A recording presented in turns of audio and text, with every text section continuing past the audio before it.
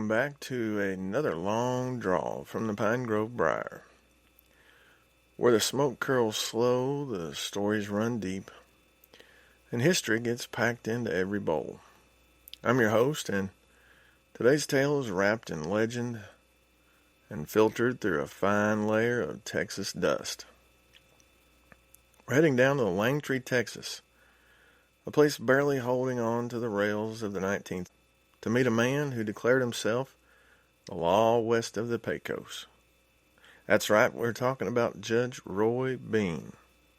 Was he a real judge? Kinda. Was he fair? Sometimes. Was he entertaining? Always. So pack your pipes, settle back, and get ready for a time of mischief, myth, and the most bizarre brand of frontier justice the West has ever seen.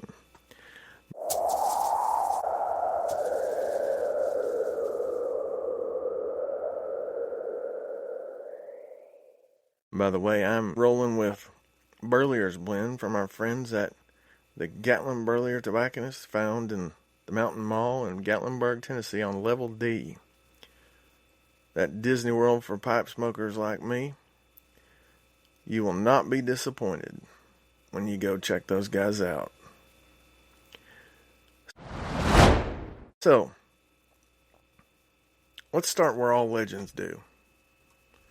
At the beginning. Roy Bean was born in Kentucky in 1825, the youngest of 5 children. He didn't care much for school and wasn't real keen on staying in one place. As a teenager, he followed his older brother Sam to New Mexico. Sam would become a lawman. Roy would become, well, Roy. He drifted through the West like some smoke through a drafty cabin. In San Diego, he killed a man in a duel, got jailed, then seduced the jailer's wife who helped him escape.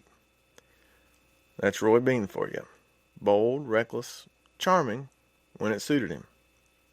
In Mexico, he opened a trading post, got accused of murder, and ran like the devil.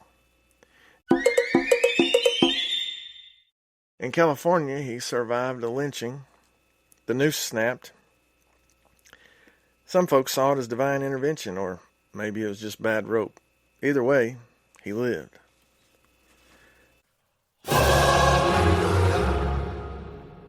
He was a brawler, a gambler, and an unrepentant schemer. But he had grit, and grit's the one currency that always cashed on the frontier. By the 1880s, Roy Bean had drifted into Langtree, Texas.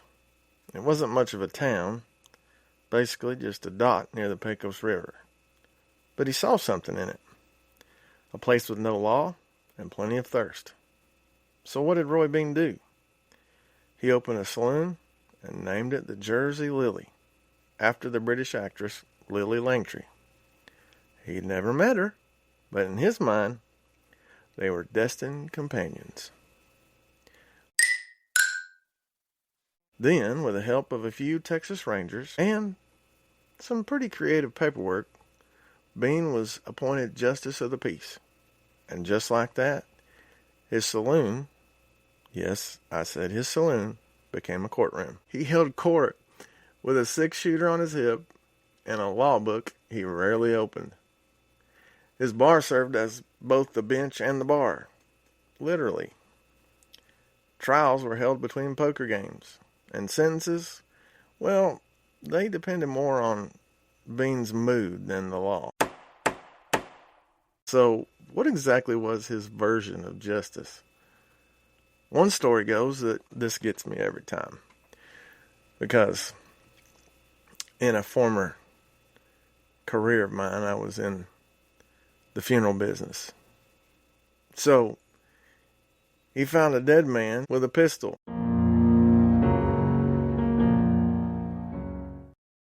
So, what does Roy Bean do?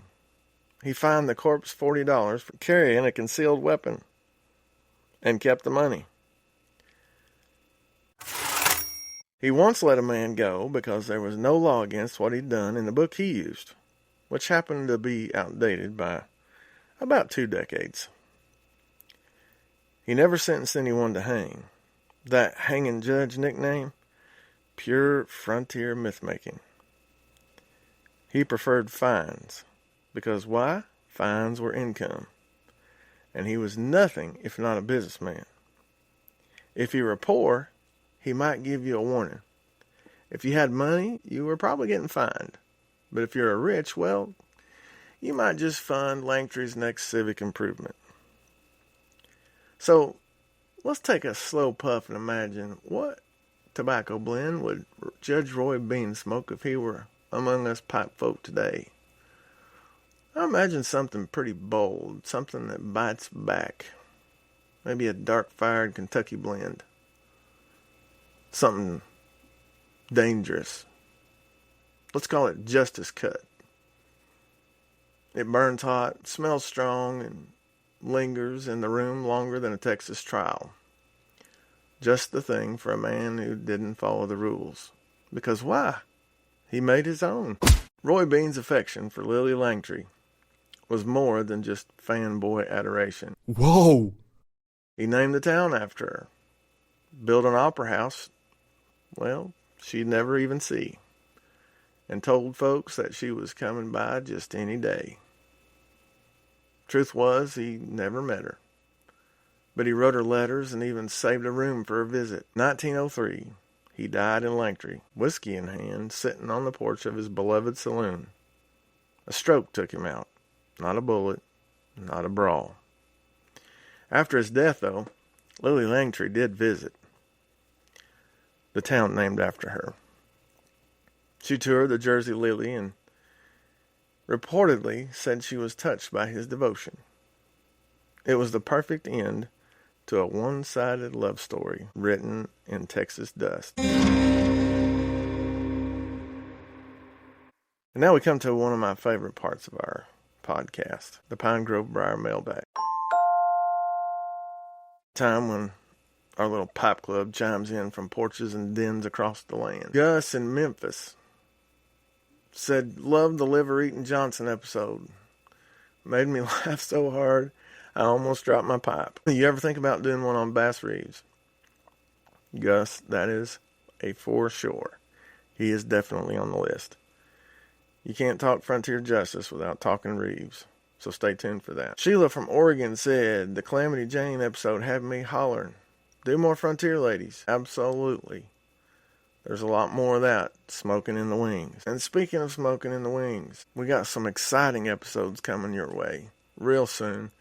And I'm excited about where our podcast is headed. We've got some new listeners, new subscribers, and we couldn't do it without all of you sharing and liking and subscribing. Which brings me to letting you know about our friends at Lee's Bait and Tackle, found in the Northtown Plaza on top of the 4-lane in Oneida, Tennessee. Or some people call it Oneida. Some people call it Oneida. And others, well, they just basically abstain from trying to pronounce it at all. But it is Oneida, Tennessee. Lee's Bait and Tackle. They make custom plastics. And also check out our friends at Sewell's Woodworks on Etsy. They have a variety of items from 3D printed items to wood products. So go check them out. Sewell's Woodworks on Etsy. And if you'd like to support our program, we would appreciate that from the depths of our hearts. You can drop us a line at pinegrovebriar@gmail.com. Again, that's pinegrovebriar@gmail.com. I'll drop a link in the description so you can see how to support our show. We would greatly appreciate any support you can offer. So Judge Roy Bean, lawman, saloonkeeper, self-styled legend. His justice wasn't really always just, but it was always memorable. He lived life the way he ruled. From the hip, with a wink, and a snort of whiskey. Not my thing, but it was his.